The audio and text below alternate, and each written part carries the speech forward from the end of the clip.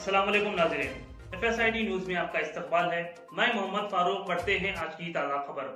हनवाड़ा मंडल से ताल्लुक़ रखने वाले BRS पार्टी के कायदीन की कांग्रेस में शमूलियत। महबूब नगर कांग्रेस पार्टी की जानिब से महबूब नगर के क्राउन गार्डन फंक्शन हॉल में मुनक़िदा एक तकरीब में हनवाड़ा मंडल से ताल्लुक़ रखने वाले BRS पार्टी के कायदीन ने कांग्रेस पार्टी में शमूलियत इख्तियार की, जिनको पार्टी कैनवा पहनाकर महबूब नगर रुकन assembly NM Srinivas Reddy, CWC रुकन वंशी चंद रेड्डी ने पार्टी कैनवा पहनाकर पार्टी में इस्तकबाल किया।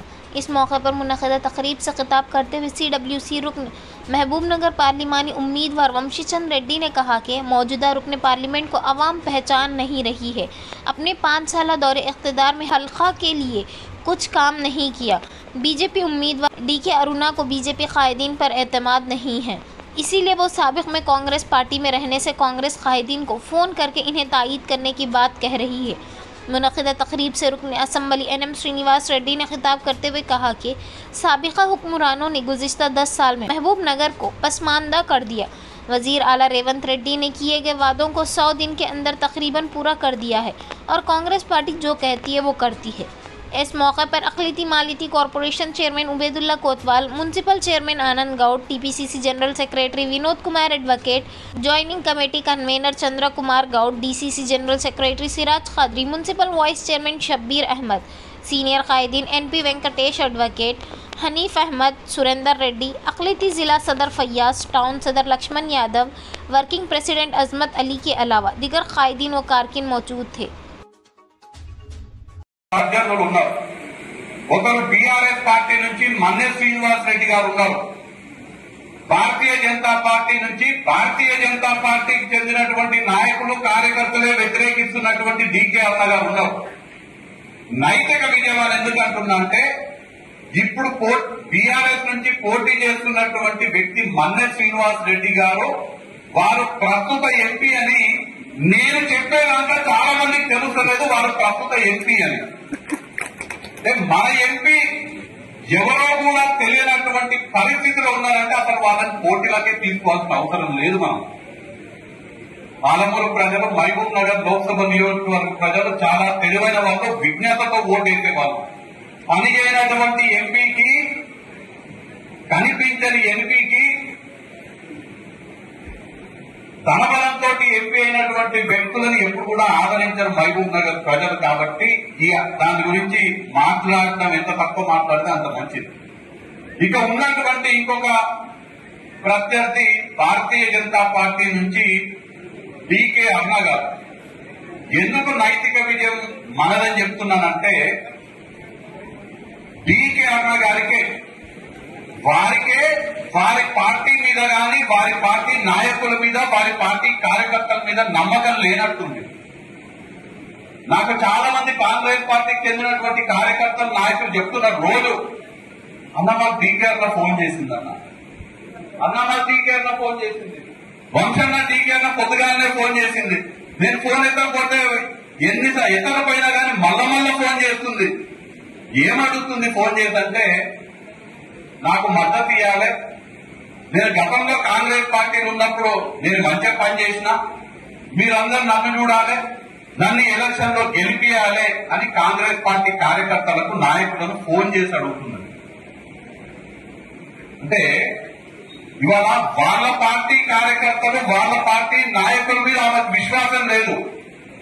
కాంగ్రెస్ పార్టీ నాయకులు, కాంగ్రెస్ పార్టీ కార్యకర్తలంతా ఆమెలాగా నైతికత వదిలేసి, ఆమెలాగా విలువలు వదిలేసి, ఆమె ఎట్లయితే కూటొక పార్టీ మారుతుందో, ఎట్లయితే పదవుల కోసము, పైసల కోసము ఎట్లయితే కండువాలు మారుతుందో, తెలుగుదేశం పార్టీ నుంచి సమాజ్వాదీ పార్టీ నుంచి కాంగ్రెస్ పార్టీ నుంచి భారతీయ జనతా పార్టీ, మళ్ళీ భారతీయ జనతా పార్టీ నుంచి రేపు BRS అవుతుందో, MIM అవుతుందో, ఏ పార్టీ అవుతుందో, ఎట్లయితే ఆ BSP అంటుండేవారు, ఎట్లయితే ఆమె రాజకీయాలలో నైతికతని, విలువలని వదిలేసిందో, అట్లా ఇవాళ కాంగ్రెస్ లో ఉన్నటువంటి నాయకుడు, కార్యకర్తలు కూడా ఆమెలాగా నైతికతను, విలువలను వదిలేసి భారతీయ జనతా పార్టీ నుంచి పోటీ చేస్తున్నటువంటి ఆమెకు మద్దతు ఇవ్వాలంట, ఆమె కోసం పనిచేయాలంట.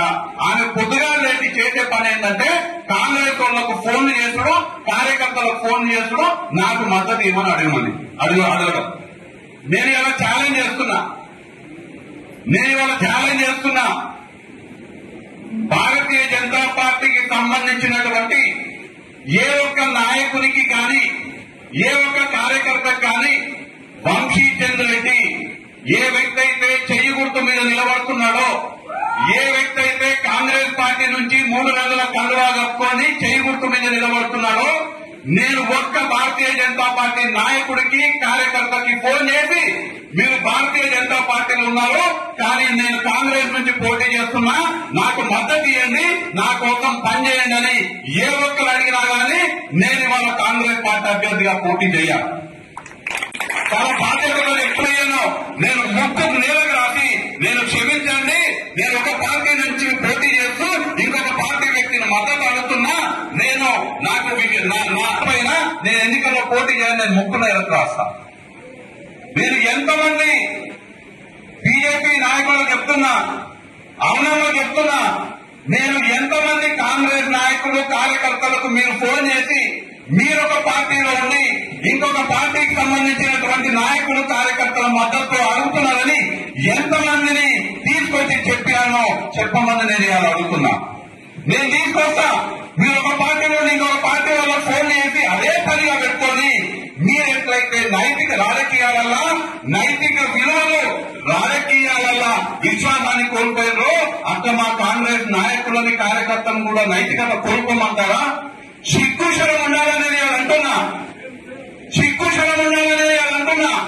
కానీ నేను గర్వంగా చెప్తున్నా, మా కాంగ్రెస్ పార్టీ నాయకులు, కార్యకర్తలు పీకే అరుణ గారు నరేంద్ర మోడీ వచ్చినా గానీ 3 రంగుల జెండా నిలవరు, చేయి గుర్తును వదిలిపెట్టారు. మీలాగా 15 కోట్లకు అమ్ముడు పోయేటోళ్ళు మా కాంగ్రెస్ పార్టీ నాయకులు, కార్యకర్తలు కాదు. మీరు పదవుల కోసం ఆరాటపడతారు, పైసల కోసం కక్కుర్తి పడతారు. కానీ నిజంగా గ్రామాలలో, బూతులలో, క్షేత్రస్థాయిలో పనిచేసినటువంటి కాంగ్రెస్ పార్టీ కార్యకర్తలు ప్రాణం పోయినా కానీ 3 రంగుల జెండాను వదిలిపెట్టారు.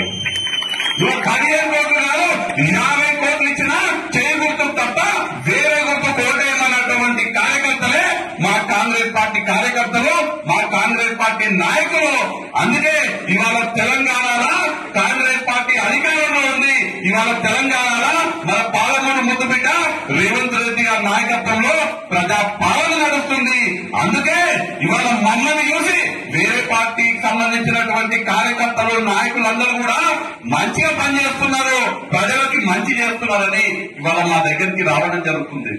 అందుకే ఒక పార్టీకి చెందినటువంటి నాయకులు, ఒక పార్టీ తరఫున పోటీ చేస్తున్నటువంటి నాయకులు వాళ్ళ మీద విశ్వాసం లేక మా పార్టీ వాళ్ళని అడుక్కుంటుంది. కాబట్టి నేను చెప్తున్నా, నాది ఆల్రెడీ నైతికంగా మనం గెలిచినాము. కాంగ్రెస్ పార్టీ వాళ్ళ నైతికంగా గెలిచింది. ఆల్రెడీ భారతీయ జనతా పార్టీ మన నాయకులని, కార్యకర్తలను అడుక్కుంటున్నటువంటి అభ్యర్థి నైతికంగా ఓడిపోయిందని ఇవాళ నేను చాలా స్పష్టంగా చెప్తున్నా. अगर आप हमारा ये वीडियो YouTube पर देख रहे हैं तो सब्सक्राइब करना ना भूलें और बेल आइकन दबाएं। और अगर आप हमारा ये वीडियो Facebook पर देख रहे हैं तो पेज को लाइक करें और फॉलो करें।